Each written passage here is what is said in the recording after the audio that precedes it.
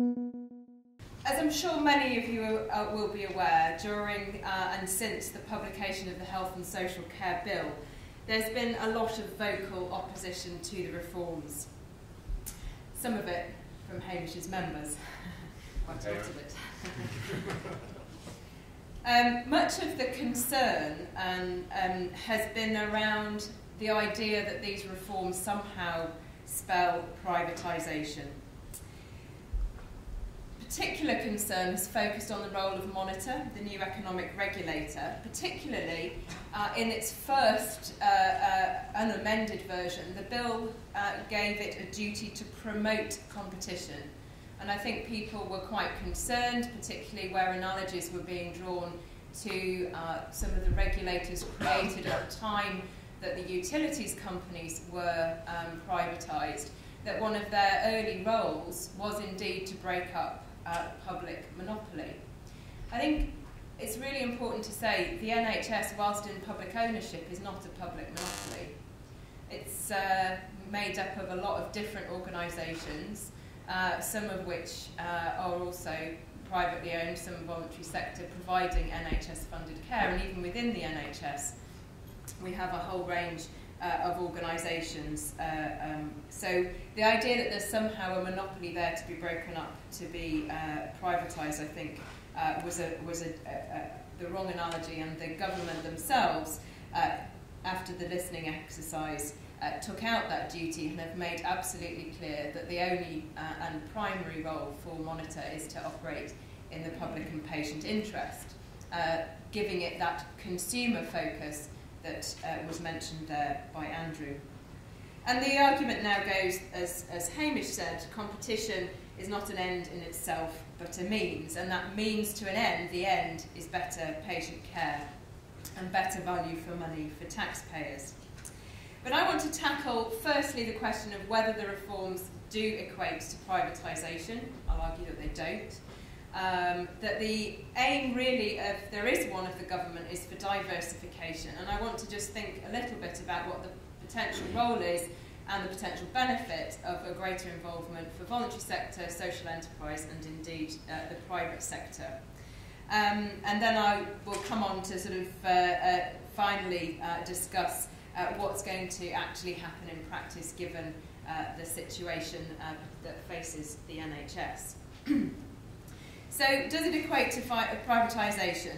Well, firstly, there's a commitment to continue that the NHS is funded through general taxation. We are not talking about shifting the sources of funding for healthcare in this country to private insurance, to greater out-of-pocket payments. There is a commitment to continue to have care free at the point of need. There is no proposal, as far as we can see, to transfer publicly owned assets into private ownership. So while trusts that are not yet foundation trusts will become foundation trusts, those assets are held in public ownership. And finally, there's been some controversy about commissioning. The commissioning bodies responsible for the budget, responsible for commissioning, are being set up as statutory bodies. So those, I think, for me, are the sort of fundamentals, and in none of those areas are the proposals suggesting privatisation, as I would define it. In terms of how the current system is, it's already a mixed market. We have the private sector already playing a role as a provider. Andrew mentioned patient choice in elective surgery. Estimates are that about 3.5% of operations in England are carried out in the private sector. So it's pretty marginal. And those, indeed, some of the leading representatives of the private sector do not see that growing significantly. We do see the private sector playing other roles already within the NHS. Controversially, I think, the Labour government did introduce a framework for external commissioning support, and this was a framework through which the primary care trust could contract with the private sector to buy in commissioning support. So whilst the recent announcements about where clinical commissioning groups will get their support in future has been controversial, suggesting that there may in future, post-2016, be a greater role for private enterprise, this is not a new thing. And the recent controversy about Hinchinbrook and the franchise, which if Ali had been here, I'm sure he would have told you much more about, whilst the deal has only just been signed, again, this is a policy that was already introduced under Labour. So I think many of the things that have a concern about a greater role for the private sector to some degree already exist. So I would argue that what the aim of the policy is, and the issue to be debated, is whether diversification is going to bring benefits to the NHS. Greater diversification than we currently have. And what do I mean by diversification? I mean that we use public funding, NHS funding, to buy services from a greater plurality of providers, and those providers and those services will vary more in size and scale and scope than they do now. And we know that services have got to change anyway. The classic sort of district general hospital doesn't really have a sustainable future. Many of the services that they currently provide at the tertiary end are better concentrated in larger hospitals, and many of the other services that they're providing can be provided on an outpatient basis in the community or indeed in people's homes. So the size, scale and scope of services is going to change. I think the question is, will it change for public and patient benefit? So I want to briefly just turn to the types of organisations we might see in a more diversified NHS. So firstly, the voluntary sector. Well, we published a report earlier this year with the National Council for Voluntary Organisations, and already the statutory sector spends around 3.4 billion on health services provided by the voluntary and community sector. And within that sector, there's also already a great diversity, ranging from large organisations like Turning Point, which some of you may have heard of, with multi-million-pound turnovers, to very small community groups that might be largely run by volunteers. These organisations do bring benefit, and I believe have an increasingly important role in the future. They often fill a gap where the statutory sector is simply just not providing services, meeting needs that the statutory sector are not fulfilling. They often are very good at dealing with individuals with very complex needs and are able to span some of the organisational and institutional divisions, particularly between health and social care. And I think the final benefit that they're much closer to the people and users who are the recipients of their services. So I think diversification, if we think about the role of the voluntary sector, could certainly bring benefit. What about the social enterprise? I know big society is not much of an idea anymore, but one of the ideas around big society was that we would see more social enterprises, employee-owned organisations. Now, not all of them are employee-owned, but we did a report earlier this year looking at social enterprise and looked and interviewed some of the community service providers who have set themselves up as social enterprises. And they do report benefits of much greater staff engagement. And again, I know if Ali was here, he would be very passionate about the importance of that to his business and its success, is engagement of clinicians in running that business. And we concluded, whilst it wasn't necessarily the case that NHS organisations should change their organisational structure, we did think that there was a huge amount that they could learn from some of these employee-owned organisations about the value and benefit of staff engagement. And our own work on patient experience as part of the point of care programme that we run at the King's Fund is showing how important staff morale, staff resilience is to providing a good patient experience. So I think organisations that focus on staff, engage staff, will deliver better, have been shown to deliver better patient care. So perhaps the most controversial, and I suppose the one that's really the one we're likely to debate most this evening, is the role of the private sector. Well, as Andrew said, the majority of social care is already delivered by the private sector. We already have a lot of care in the community through dentists, pharmacists and GPs, provided by independent contractors. And in some very particular sectors of the NHS, around acute inpatient mental health, we also see a dominance in some of these areas of the private sector. But as I mentioned, on the whole, if you look at the totality of healthcare delivered, they are currently a very small player. So where might they bring benefit? As I say, I think if Ali were here, he would focus on innovation and also the ability to access capital in a way that particularly social enterprise and the voluntary sector find particularly difficult, hence the need for the so-called big society bank. But as I think Andrew alluded to, with the setting up of the independent sector treatment centres, what we saw was actually that the innovation of having dedicated high-volume surgical units was taken up by the NHS.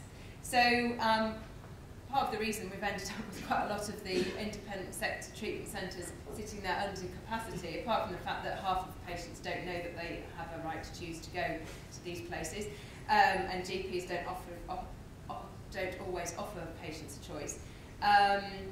One of the reasons is that actually NHS organisations responded, set up their own treatment centres, managed to bring down the waiting list by putting through a lot more volume themselves. So sometimes those innovations, you only need a small innovation from the private sector to actually result in adoption of that across the public sector.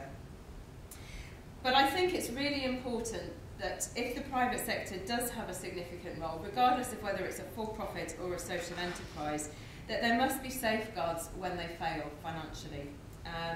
And this is why I think one of the things in the bill that's been really under-debated is what's called the failure regime, but it's actually about what do you do when an organisation that's a private organisation goes insolvent, and how do you make sure that the patients and that service continues to be delivered. And that's actually one of the really important functions being given to the new monitor.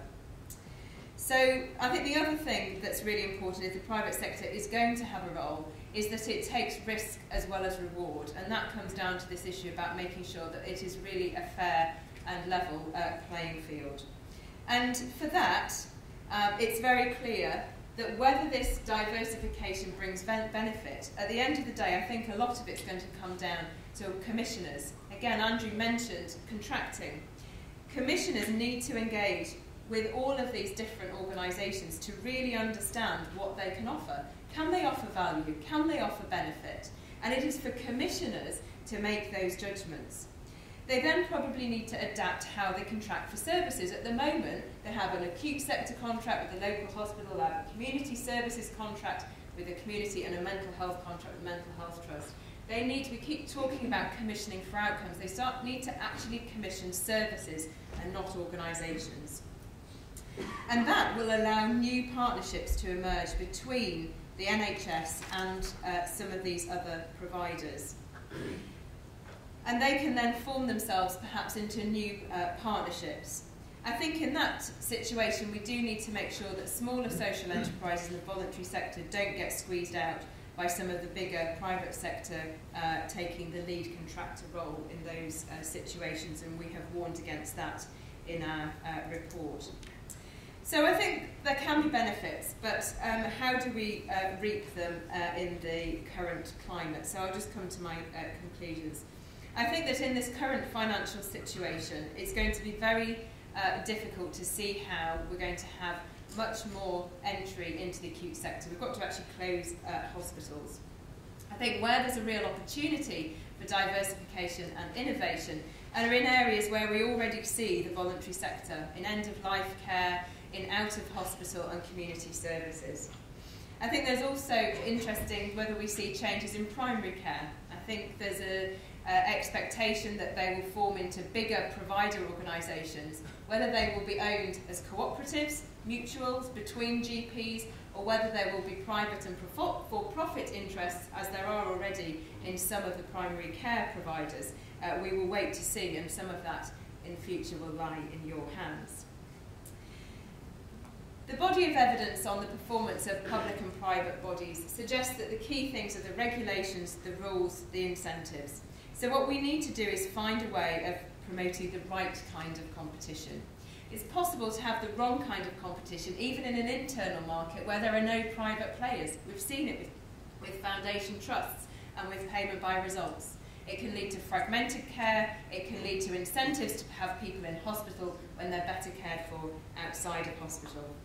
So if we want a system that's working in the interest of patients, I believe we do need diversification, but on top of that we also need integration. We need integrated care, and that means commissioners commissioning differently and regulation and rules ensuring that there's really fair play.